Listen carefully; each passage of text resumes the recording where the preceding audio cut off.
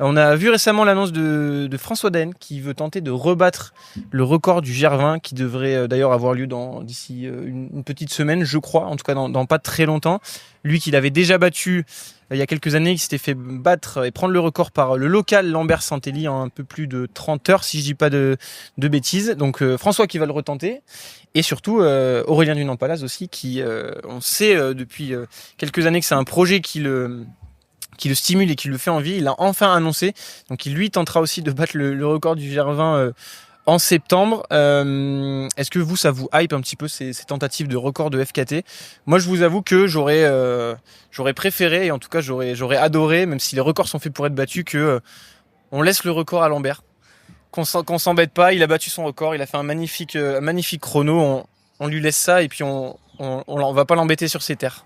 Non, mais pour avoir participé à une tentative de record du GR20 avec Xavier, c'est quand même des émotions qui sont encore différentes de ce qu'on peut vivre en course en partageant avec son staff, parce que là, il y a des pacers. Donc maintenant, c'est limité à 2 pacers par section sur la course.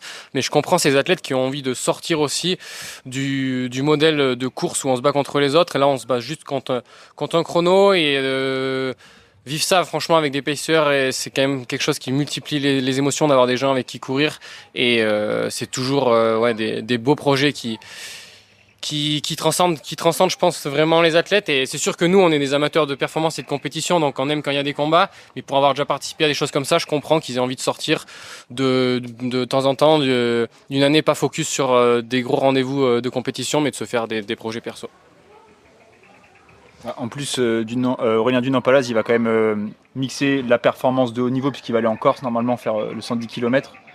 Et enchaîner derrière par la tentative du GR20. Donc comme quoi on peut aussi mixer les deux possibilités de saison en faisant du haut niveau en compétition et aussi faire un projet perso avec un FKT. Donc en vrai ça fait carrément sens. Nico, est-ce que tu penses que le record sera battu? Ouais, je sais, la perf de Lambert est très solide, mais je pense que c'est assez accessible en sachant que on n'est plus vraiment à armes égales. Il l'a dit, il y a seulement 2 pacers maintenant. Lambert, il avait beaucoup de pacers et surtout des gens qui connaissent parfaitement le terrain. Pour ceux qui sont déjà allés sur le GR, c'est quand même un élément qui est loin d'être négligeable parce que c'est assez compliqué de suivre le sentier, parce que c'est très technique. Donc il faut souvent regarder ses pieds. C'est vrai que c'est très important d'avoir quelqu'un qui ouvre le chemin pour savoir où il faut aller. Mais voilà, moi j'aurais rêvé d'un truc, c'est qu'ils les fassent les deux en même temps. Ouais, ça aurait été énorme. Comme ça, ils auraient pu avoir 4 pacers, 2 chacun. Non, mais c'est moi j'ai jamais été trop fan de ça. Après le GR20, c'est un truc qui a du sens. Moi, ce que j'ai un peu du mal, c'est les records de jamais personne l'a fait. Bon, ok. Le GR400 dans le Cantal, par exemple, que je vais bientôt tenter.